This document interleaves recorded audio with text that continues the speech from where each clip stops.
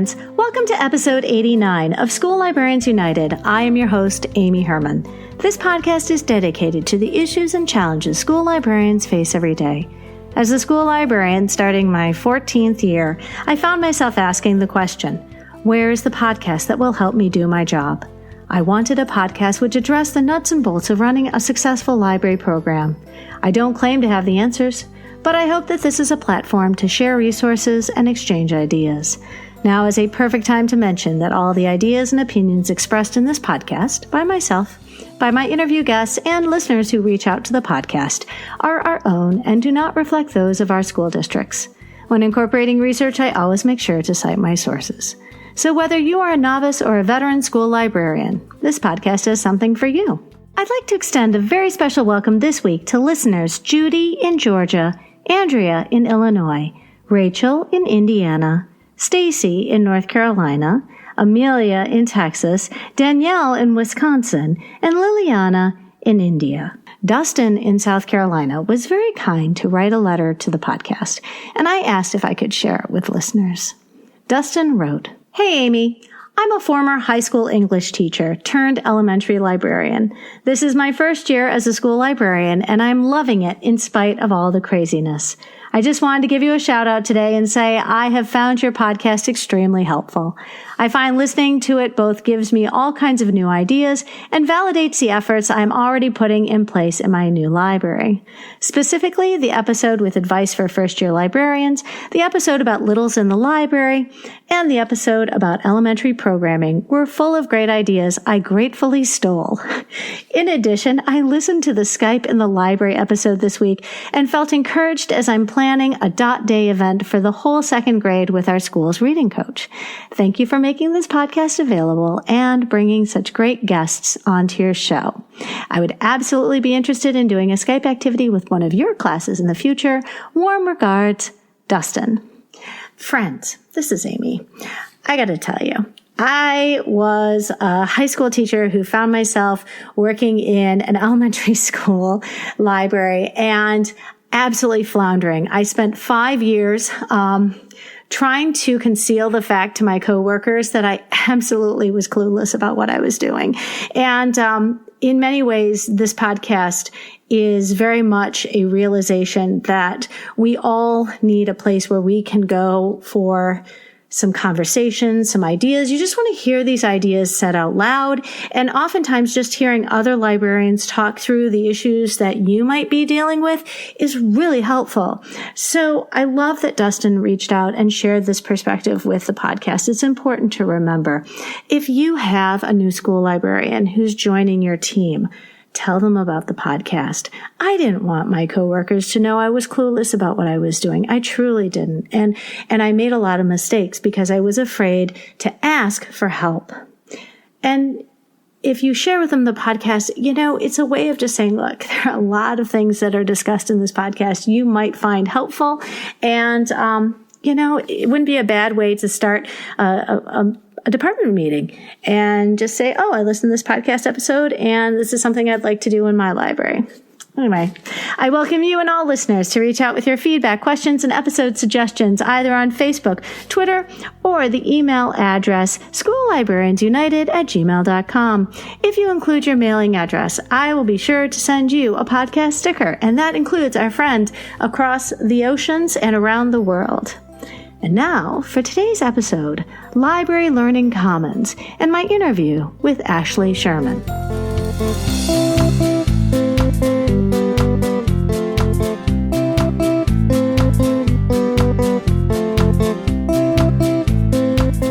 Ashley Sherman, I'm so excited that we're having this conversation today. Friends, I come at this with absolutely no knowledge whatsoever. Today I'm asking Ashley to share everything she knows when it comes to a library learning commons. And it's been on my list of topics I'd love to learn more about. I come from a place of complete ignorance. So Ashley, first of all, did you occupy this space before it became your school's learning commons? Well, first of all, thank you so much for having me, Amy. I appreciate it. So I actually started at my school like coming in behind somebody who had been there for years. And it was your typical school library, rocking chair, tons of bookshelves, lots and lots of bookshelves. And so my principal, when he hired me, he put it to me. He was like, we want to be a learning commons, so we need to do whatever it takes to make that happen. So out the gate, the summer before I even officially started teaching, we were pulling out bookcases and weeding and all the things and buying furniture and painting. And so when people came back that school year, their eyes were so wide. They're like, what did this new girl do to our space? Well, and I'm sure that sometimes change is not always welcome. And depending on how entrenched some of your staff members are in their learning spaces and their expectations of what the library in their mind should be. I will say, as somebody who has just walked into a library that was recently, there was a retirement, and the librarian before me was there for about 12 years. Wouldn't you agree it's really easy to throw out something that you didn't buy? Yes. And in fact, my parapro that I have, or my clerk, she had been there as long as the media specialist had, pretty much. And it was harder for her than me, because she's like, we just bought that. And I'm like, the copyright date is 1998. I think we can get rid of it. Yeah, the only upside to me moving into this space is that I'm having an opportunity to weed it before the kids get to see it again. And it really does. If you didn't buy it in the first place, you're like, nope. It's got to go. And yep. And I agree that when the staff looks at space that you are renovating, their biggest concern is that you're going to change the programming that was offered by the person you replaced. So I imagine that's a struggle. So let's start off with the name Learning Commons, and you specifically like to call your space a library learning commons.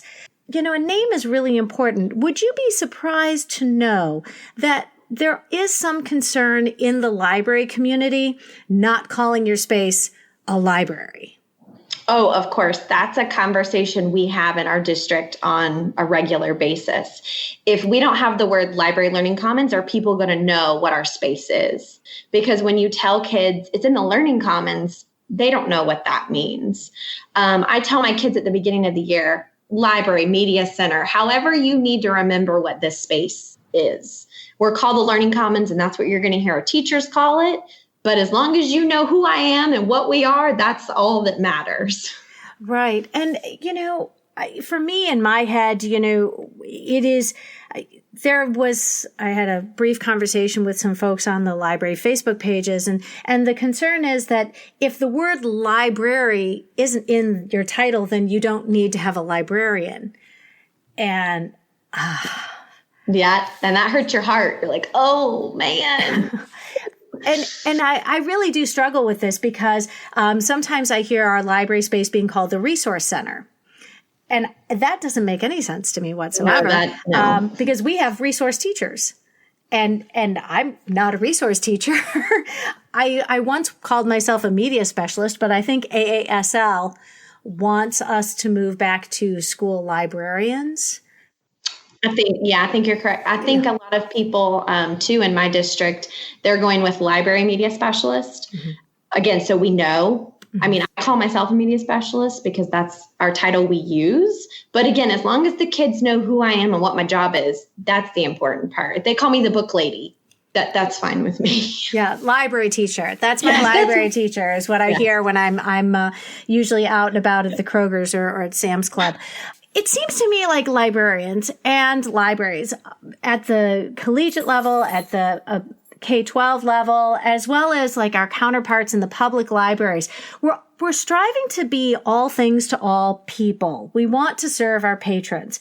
Do you think that the Learning Commons concept is a natural and obvious evolution of what we are, both in our programming and our space? I would say 100%. Yes, absolutely. Because like you said, we're trying to serve our patrons. Whether you call yourself a Learning Commons or not, it's based on the resources and the services you provide.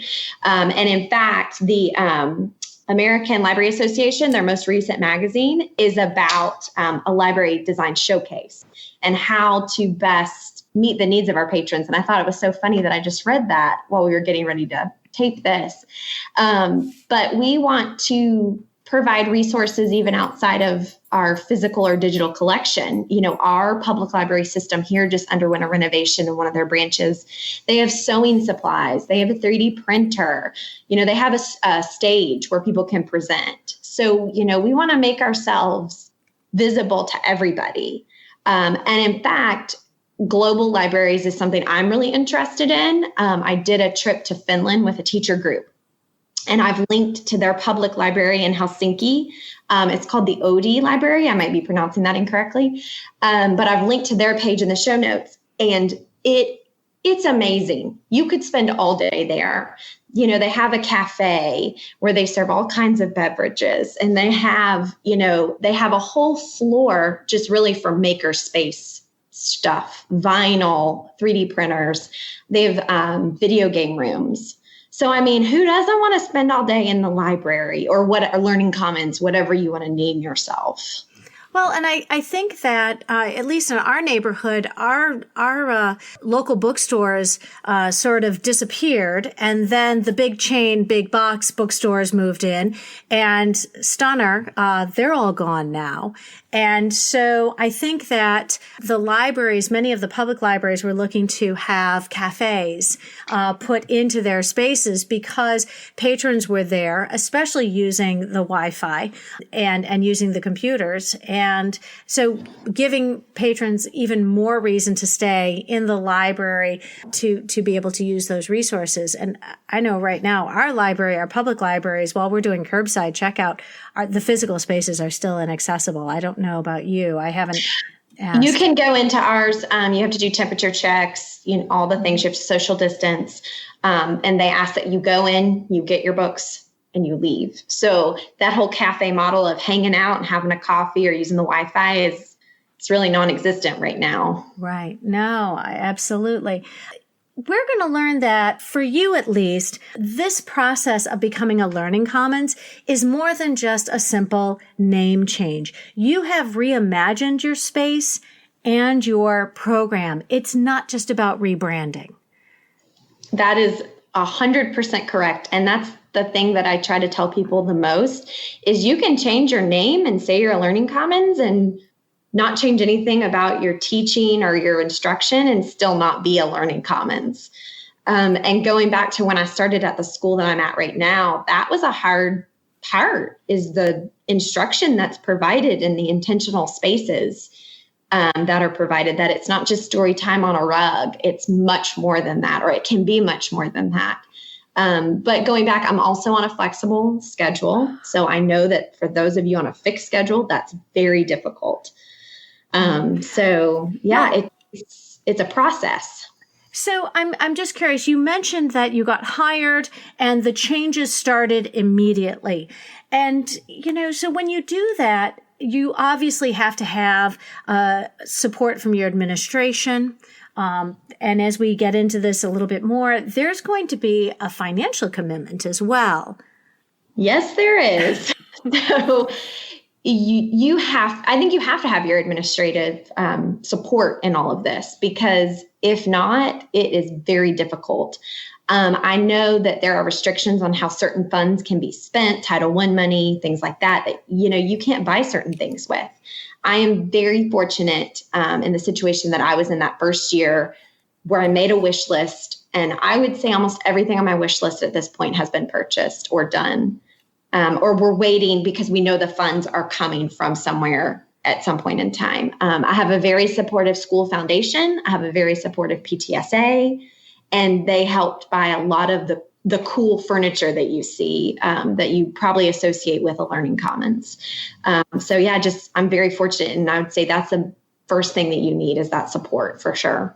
Well, and I think that it's the tricky thing is so many of us want to institute change, and because of the programming that we have, the wonderful thing about being a librarian is when we want to institute change, we can do that. We can change the things that we offer to our patrons. Unfortunately, when it comes to money, we don't have magic wands, and we definitely have to be able to be resourceful in where that money is coming from. Yes. And you know what? Not everybody in my district's in the same boat as I am. Some people, you know what? They wanted something and they had to hold a book fair twice a year. And that's how they got the money for that item. Now, I do have local funds that I have used to purchase some items. But I mean, again, my PTSA, so fortunate. They bought the tables that I wanted on wheels. Like that was our big box top fundraiser was, I think we called it Tops for Tables or something like that. And so we turned in all the box tops and we were able to buy my tables. So you do have to get creative, you know, and even some of the schools in my district, I know they've made cafe tables, like the high top tables. They took some old bookcases that they weeded books out of and they turned them on their sides.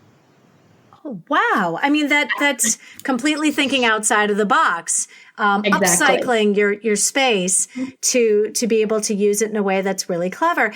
I think what I have going for me is when I want something, oftentimes our libraries are where our parent teacher organizations meet.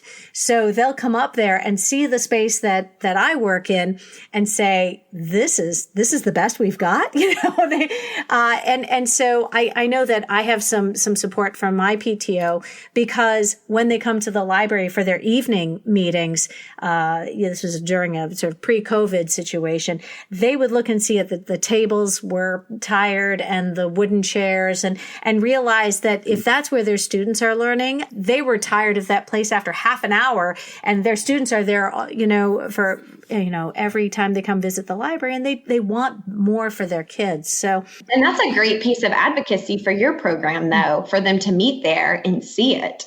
You know, I'm at the point where they get to see what they've contributed at this point. No, and that's very rewarding because then when it, you know, you can't dismiss the importance of the optics. When the PTO puts money into something, they want to see it. They want to be able to see the results and see where that money went. And the nice thing is that you can always go back to your PTO and say, by the way, this benefits every single student. It doesn't matter if your kid's a third grader or your kid's a ninth grader. Your kid is going to benefit when you spend money in the library. And that's always been an easy argument to make.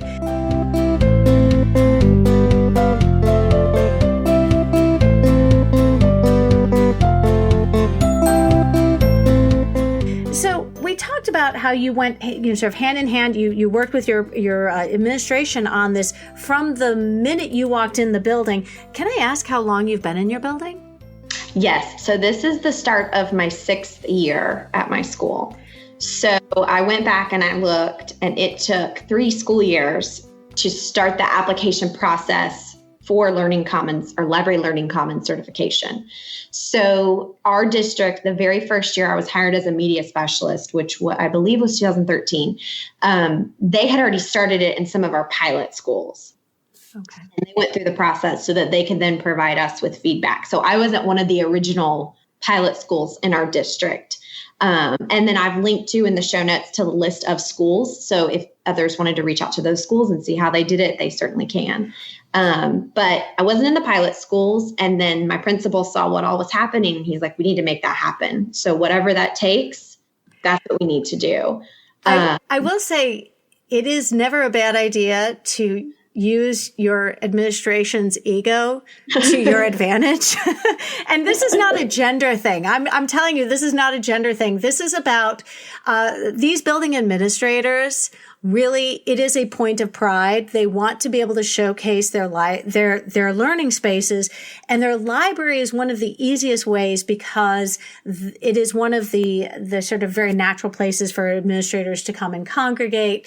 And yeah, there is a lot of ego there in what it is, and it's the biggest classroom in the school. I mean, that's what I say all the time. So why wouldn't you want it to be the best, the shiniest, you know, the outperforming space that you strive for? Well, and again, when we're talking about equity, when you're investing in your student body, it is the one place, similarly to the gymnasium, similar to sort of like science labs, or, you know, if you have a stage or a multi-purpose room, these are spaces that are communally used. And, you know, obviously the downside to that is we become the dumping ground. We become the place that just gets used and abused, but we're also the place where everybody sees we've got a lot of visibility here. let's back up. You are in Georgia. And, I am. And there is an application process to becoming a Library Learning Commons. And I think that might surprise listeners. So could you tell us a little bit about the process? And listeners, we're going to include links to as much as we can in our show notes, with the understanding that many of you are not living in Georgia, but you might want to see how this process looks so that something, if this interests you, could be replicated where you live. So how about you start talking a little bit about the process? It's more than just a name change. Correct. So the application process is specific to our county, and anyone can change their names, like I said, to a Learning Commons. You can change it. So we are the Frey Learning Commons. That's what our blog is. That's what everything's branded. But the process is called a Library Learning Commons. And some people do call it CLC. Some people call it LLC, whatever you want to call it. So I come in, I make the change, I get going. We're painting, we're moving bookcases, we're getting rid of books. People are crying because old books are leaving. And I'm trying to get people in to teach with me, to work with me. And it's like crickets, probably for the first 6 months-ish I was there. Everybody was scared of this new loud girl who came in and made all of these changes, But can I just pause for a minute? Because I think you're doing yourself a disservice. Am I mistaken? You are the 2020 Georgia Library Media Specialist of the Year. Is that correct? That is correct. Okay, so, dude, let's stop disparaging. It is possible that people thought you were a whippersnapper when you came in on the scene. I think now in 2020, it is fair to say that your efforts have been recognized by your peers. I think so. Yes, I think you're correct. But I think back then it was a little intimidating. Okay. So yes, listeners, I made sure to mention, yes, when somebody puts themselves out there and you become a risk taker, because I'm sure, Ashley, on some level, you were filled with some self-doubt in the beginning. Oh, of course. Of course. Yes. Then I'm very glad that your efforts have been validated, because as freakish as this year 2020 has been, for you at least, you have this sort of stamp of approval by your professionals in your state that you're doing a really good job. You're right, and it's been a light in 2020. So how did you? I'm curious now, because if your building staff was a little hesitant, I mean, trying to bring them into this space, it must have been an interesting challenge. It definitely was. But with anything, it spread kind of like vines. You start working with one person and then somebody else gets wind of that. And they're like, oh, well, that's a really cool idea. I want to do that. I think one of my first big successful lessons, we did a debate in our 5th grade class, and the kids got so into it. They made T-shirts, and it was this great unit that we ended up doing. And then I think once that happened and they saw like I could take them through all of those steps of not just checking out books or doing stories or research. We could do so much more than that. I think that's really what started everything. So I think definitely the services you provide and how you advocate and how you sell your program and what you can provide is the hardest part. And that's what took the longest. We can buy the stuff. We can buy the furniture. We can paint. We can vinyl. But essentially, if classes aren't coming in there, then you're not really that flexible model of a Learning Commons. And then another big part are those intentional spaces that you have. Everybody's physical layout's different. You can only change so much. Some people have realized their circ desks are bolted to the ground, and there's no changing that. And work with what you have. But my teachers have been really great in supporting me and like the services I provide, and then also working within those spaces in our Learning Commons too.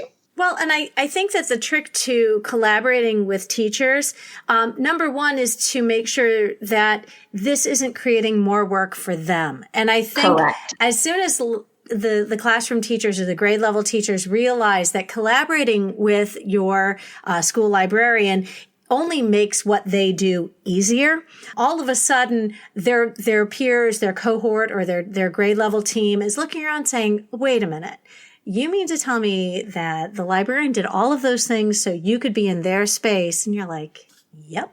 Absolutely. I sure did. Exactly. And again, now I sometimes I can't even get to everybody. In virtual learning times that we're in, I'm doing a lot of recording and sending things out because I physically can't be in all the places at one time. And that's kind of how my spaces physically run sometimes. I just can't get to everybody at one time, which is a good problem to have. In your learning comments, and you and I didn't even, talk about how this translates virtually, but in your physical space, can you support more than one group at a time? What kinds of, I'm envisioning like a 3-ring circus, but yes. Could you give us an idea in your space? And obviously this is pre-COVID, this is not during a pandemic, but in a learning commons, how many types of activities should you be able to support concurrently?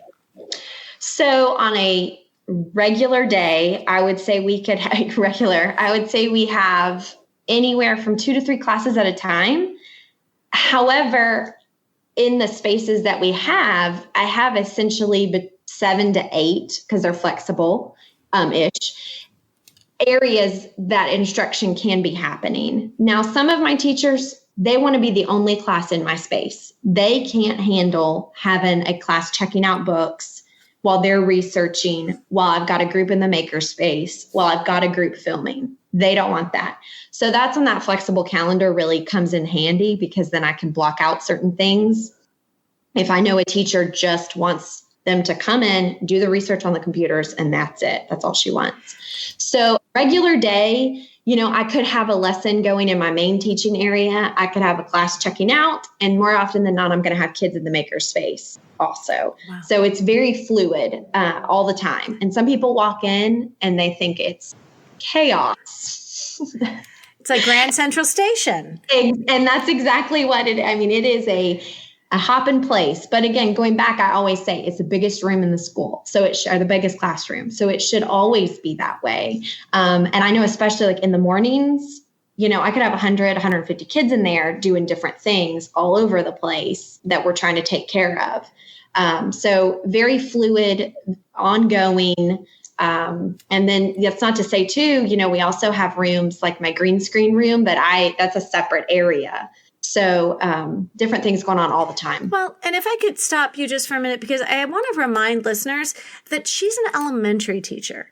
And I'm sorry, friends, if I sound just a little envious, but as somebody who has spent the last 14 years teaching a fixed schedule of 6 to 7 classes a day, I get one class at a time. The teachers meet me at the door and give me a wave and drop their kids off, and I'm just sort of like glorified babysitting. When I hear Ashley talking about this, I have to remind myself she's not describing a middle school, she's not describing a high school, because that's sure as heck what it sounds like. I do want to stop, because somebody listening to this podcast will be asking the same question. What platform do you use for your scheduling? Is it public? I know you're a Microsoft district, but could you, just for listeners who are interested in how you would be scheduling these spaces, how do you do that and share that with your teaching staff? Yes. So, and also a caveat to that also that I get a question a lot. I have a full-time clerk or aide or parapro, whatever you call it in your district. So that helps tremendously also. I couldn't do my job the way that I do it without a full-time person there with me. But for scheduling, I actually use even though we're a Microsoft district, I use a Google Calendar. It is in view only mode. So the teachers have a link, and I know some people don't agree with that, and that's okay. You use what works for you. It's in view only mode because I go back to those teachers that maybe just want their kids to come in and be in the makerspace, or just want a story, or just want research, or they need me, or maybe they just need computers and they don't need me. So what I'm able to do, I feel like, is go in and really work with the schedule more that way. However, it also kind of forces collaboration because they can't sign up without me putting them on the calendar. So nobody's going to sign up for a Monday lesson Monday at 7:00 in the morning because we haven't had a conversation about that. But now, and I know some people, again, might not agree with the flexibility of that. And now that's not to say if somebody calls down and can I bring my kids down for a quick checkout? Nobody's in there. Sure. Bring them on down. But I'm also still going to put that on my calendar because that contributes to my monthly data. Right. So. And there is that accountability piece. I know that when people are flexible, they oftentimes have to provide statistics on how their space was used. And this does go back. I'm reminded that when we talk about a learning commons, we sort of look at these resources. We've got the space is the resource. We've got your materials, both print and digital, and your makerspace are materials. But you look at the different things that you offer. Your space is a resource. The materials in your space are the resources, and then you are the resource. So how people use your space really depends on the needs that they have at that given time. 100%. That's exactly what I tell them, especially new teachers to my building. When they ask me a question, I'm like, I'll do whatever you want to do. What do you need materials? Do you need me? Do you need the space? And there'll be times when I'll have maybe 2 classes in the Learning Commons and I'm in a classroom doing a breakout. I mean, it just depends on what that day and what that teacher needs from me. All right, cool. You mentioned that this Learning Commons process, it's a process, and this is one that's specific to Georgia. So friends, when you look at the show notes, you'll notice that Georgia's all over it because this is their process, and I'm sure that other states have something that's in place that accomplishes something that's similar, but you have to submit a portfolio. And when you look at your services and the resources you offer and your intentional spaces, and I love that phrase intentional because I think there is a lot of thought that goes into how spaces can be used. Can I ask which aspect has become the most in need of fixing, in your opinion, when you started this process? Well, I think all of them. We had work to do with all of them. Not that it was a bad space, not that it was a bad program. It's just different than what a library learning commons is. And that's it. It's just different. I think, though, going back to it is that services and the resources, they kind of go hand in hand with what am I going to provide and how can I provide it? Because if people aren't coming in to use the space or using me, then that fancy furniture or the Mediascape or the read-in cycle or makerspace, none of that matters if nobody's coming in to work with me or people letting me teach with them. You have the bicycles in your library? We do have the bicycles. We have the pedals. So yes. They're miles while they're pedaling and reading. I love that. I've seen that on Instagram and this idea that you have these sort of stationary bicycles or you have the pedals on the floor. Are the kids sitting in chairs and they're moving their feet? Yes. So the pedals, they're easily moved. They're not too heavy. The kids pick them up, move them all the time. Mm-hmm. Again, one pro or con of flexible spaces. And so they have them kind of in the fun furniture area. So they get to sit and pedal. And then we have posters laminated and they just write their mileage on the wall. Wonderful. I want to, we sort of hinted about this, but I love that this process involves getting feedback from your stakeholders. You have been recommended to have advisory boards of teachers, an advisory board of students who contribute to this planning process. Can you speak a little bit about how you solicited feedback from these different groups on what this space should look like? Yes. So I'm always asking my teachers, even outside of this portfolio of fun, I'm always asking them what they want. I keep recommendations up. They'll come to me with ideas and can you order this? Can we do this? So I don't have a specific advisory board in place with specific people. I have a media committee, but I get feedback from everybody. And sometimes the feedback's not so good, and sometimes the feedback's great. But for my portfolio, when I submitted it, I collected letters and documents from all different grade levels and different people who worked with me. And my first grade team, they made a whole flow chart for me of like what they asked, what happened, what was the outcome. Like they're just rock stars. So again, we don't get to do our jobs. We don't get to be a learning commons if people aren't coming to use us. So that's why I think it's so important to get feedback from your stakeholders. And also I survey my teachers like in a more formal way, I guess, at the end of every school year. So that really provides me with an overarching view of what we need to do moving forward. Well, and friends, there was an episode earlier this spring called Student Voice, and we talk about how important it is to consider your students when you are developing your programming, when you're developing your collection. And it really does create this investment that your students have in this space because, you know, especially for us at the elementary level, this is going to be their, library for the next conceivably 6 years. Yeah. And when I got the cycles, actually, students, they helped me write a grant, which we actually didn't get, but I didn't tell them that I bought the bicycles anyway. And they helped me film a video, tell them why we wanted it, tell them why they were, a healthy thing for you to have in the library. So student voice is so important. Oh, that's great.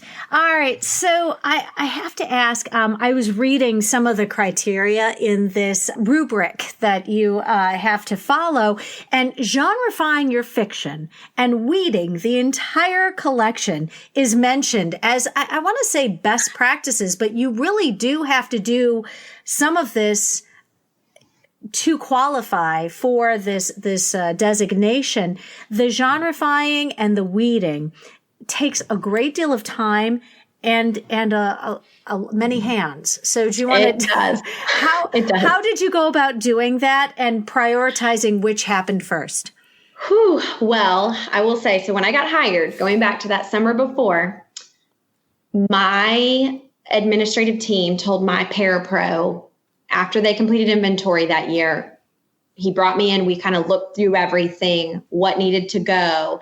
And she came in shorts and a t-shirt and just started pulling books. We ran a report, what hasn't been checked out in the past, 6 years, I think it was. And she started pulling. She pulled all the professional development library. Nobody used it. She was like, it's going to go. It's not our maker space. We pulled our entire reference collection. They pulled the bookcases out, we painted. So, it was a huge undertaking on her part before this woman had even worked with me, really. Again, thinking, who's this crazy girl coming in and taking out all the books? So, friends, can I also selfishly just interject at this point? If you've not listened to the episode Extreme Weeding contemplates the idea of removing your reference collection. It takes a great deal of space. And once upon a time, having print materials was really important. And now I think the only reason why I have a set of encyclopedias is because I have to provide sub-lesson plans. When I'm not there, we have lessons that we do out of the print encyclopedia. But truly, if you haven't listened to Extreme Weeding, one of the suggestions is that we don't need a reference collection anymore. All right. So I have to, you work with somebody who really truly appreciates and trusts your decision making, because it sounds like some of this might have been a very abrupt that when you first met. It was. And unfortunately, she's no longer my para. She moved. It was very sad. We cried. But I appreciate everything she did. She put in so much work, and she joked, she goes, I'm not moving these books again. I've moved them 5 times. I'm not moving them again, because we kept getting rid of bookcases. When I started, I felt like it was bookcases on bookcases. And especially for an elementary school, we don't need that many. It was insane. And most of them hadn't been checked out in forever. And so we did that. And then I think it might have been the following year, that's when we started genrifying fiction. I have not done the easy everybody picture books. I haven't genrified them. Some people do. I just haven't chosen to do that yet. But I have done our fiction, or she helped me with that too. I think we did a great way. I don't know. Some people don't agree, and that's okay. So what we did was at the very beginning of the school year, we said we're going to genreify. So we ordered colored stickers to put on the tops of all the books to move them by genre color. And as we had time throughout the whole school year that year, we would just put a sticker on the top of them. We never told the kids, we never did anything. We shelved them back as normal. And then once we got all the books back and we did inventory, that's when we finished stickering, and then we just had to move them by color. And honestly, I think that was the easiest way to do it instead of trying to determine them all at one time. Again, it took a year, but it was worth it. And then we had a pile of books that we had to think about. Does this go in sci-fi? Does this go in scary? And so we had time to sit and think and do that. And then once we moved them, all then we had to do was go in Destiny and then scan the sub location. Done. Well, and I do think the nice thing is that you are factoring in what, if you do this slowly, it gives you a time to think about where each of these books belong rather than being committed to transforming your space over say a summer. I have problems with that because I don't know of any librarians who are paid to do that over the summer. I'm surely not. But I think that genreification is one of those things where we have to consider the access and ease of how are your students going to be able to find these materials when they are genreified. So you wanted to put some thought into that and to consider that. I'm curious, some of the components required of becoming a library learning commons required a substantial financial commitment. We've talked about your parent teacher organization being on board, and you have a foundation that supports you and your building administration supports you. What would you say were your big ticket items for your library learning commons? I would say the Mediascape area, which is our 2 screens with multiple connectors, that was a big ticket item. That was very important to some people in our building, and then not so much to others. Could you explain what a Mediascape is? Because yes. This is an audio recording. Hand gestures are not going to explain what this is. So tell listeners, what is a Mediascape in your... They can't see sign language. No, they can't. Or my air quotes, what I do, or thumbs up. But so it's multiple screens connected, and we have them connected into tables that actually have power supply on them. So again, another big ticket item that you don't have to purchase tables with power supply. And then we just bought HDMI switchers, and then they just switch back and forth to the input connected to the screen. So it's great if you're wanting kids to collaborate on a project. I don't think it would make it my first focus in an elementary school. It was just really important to some and then not so much to others. So we did it. And then there was of course, the flexible seating. That's very expensive. But again, I'm very fortunate that my PTSA that year said, make a wish list. And I was able to get everything on my wish list. So can I ask, what flexible seating would you say are the biggest favorites for your students? And I mean, we had our flexible seating involved like being able to easily move tables and chairs. And but do you have like couches or bean bags or? Yeah, we do. We have couches, which I don't know if we'll be able to use all of this when we go back now in time of COVID, but we have a really big foot couch. That is our favorite item that kids love to sit on. And I, as a teacher, as a media specialist, the tables on wheels have been the best investment ever. I don't know if you still have those big wooden clunky tables in your spaces, but those are the worst to move. I'm able to quickly make a new formation in whatever I need it to be, for my next class. So for the kids, I would say the cool foot couch. For me, the tables on wheels. Have you ever considered having your chairs on wheels as well? Yeah.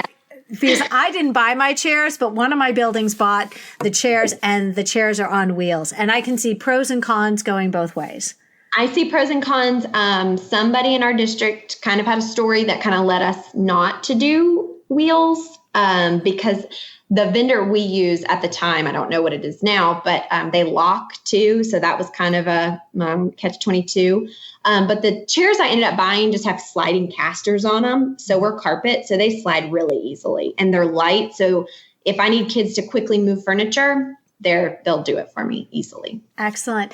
Now, your application process, when you applied for your Library Learning Commons, required evidence to be submitted in this sort of digital portfolio. Can I ask you, what kinds of things did you need to send to apply for this certification? So backing up and going back to anybody who wants to go through any type of certification, learning commons, any type of transformation really you do in your space, take pictures of everything. I submitted lots and lots of images. I'd put them on my blog. I just did kind of a dump in a folder of before and after, because that's inspiring, like to show what it was and then what it is now. Like that's important.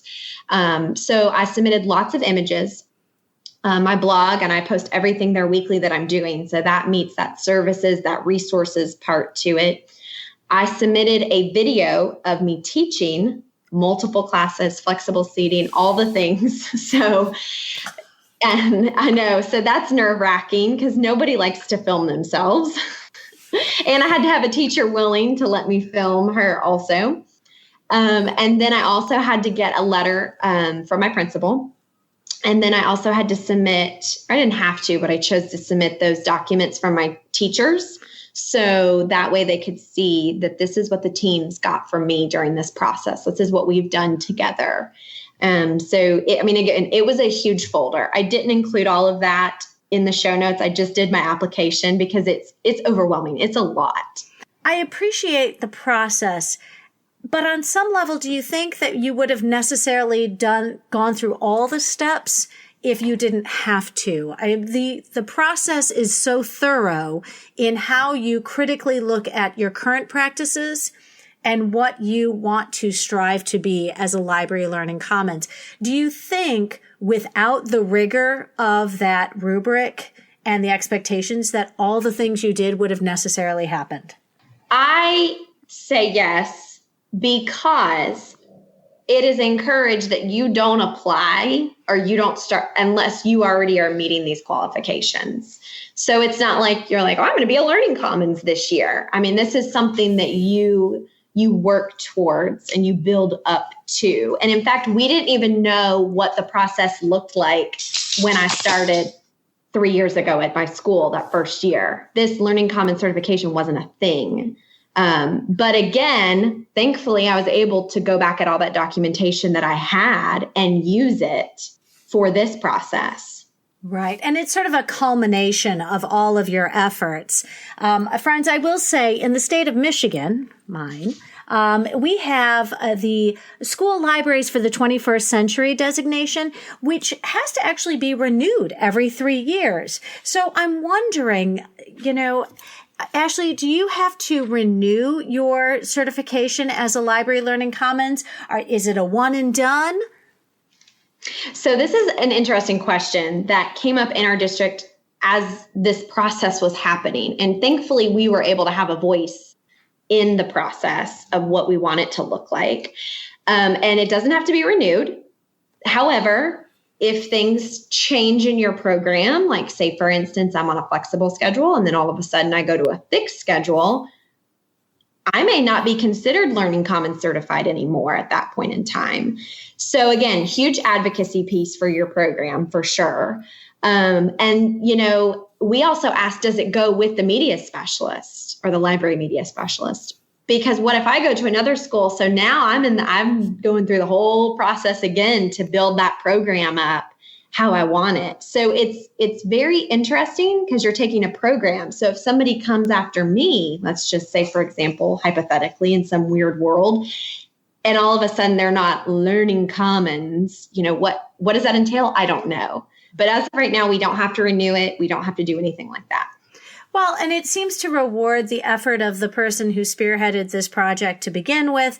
And it certainly creates a value to your program that is also tied to you as the leader of this program. And so, whereas some districts tend to move their librarians from place to place, you become, I don't want to use the word entrenched, but you become more solidified as a member of this building staff.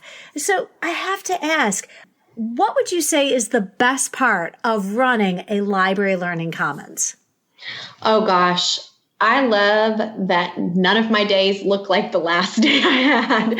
I mean, and I know that's common for, you don't have to be a learning commons for that to be the case. But like I said, I could have anything going on in my space on any given day. Definitely keeps me on my toes. But just the fact that I have the flexibility to work with teachers the way that I am able to work with them and build the lessons that we're able to build is just so rewarding. And I know that they value the program like I value it. Wow. I love that. I'm hoping that we're going to see fun things. I realize right now you're teaching virtually and so am I. But I know that listeners will want to follow you on social media. Could you, friends, if you aren't already following Ashley Sherman on social media, if you wouldn't mind, Ashley, just giving us an idea of where we can follow you, because I know that people would love to see pictures of your space and the kinds of exciting things that are coming for you in this next year. Yes. So I'm on Twitter at @Shermley, and that's a professional Twitter account. You might see pictures of my dogs reading with me every once in a while on there. And I'm also on Instagram at Librarian in Louboutins, and that's also professional, but also might see pictures of dogs. So that's your disclaimer. And then my school blog is Cobb, COBB, learning.net/Frey Learning Commons. Wonderful. And if you would like to send me any links, we'll be including a lot of those things in the show notes. And friends, Ashley, I'm so excited that you're able to take some time out of your busy day, especially because right now in this sort of beginning of this very strange school year, we're all really just trying to get by day. But thank you so much for being a part of the podcast today. Yes. Thank you so much, Amy.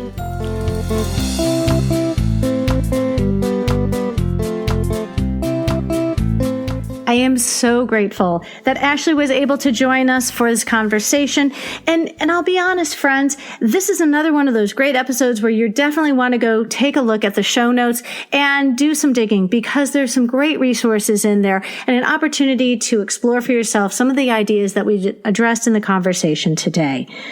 If you found this episode helpful, please share it out with your team, your PLN, and on social media.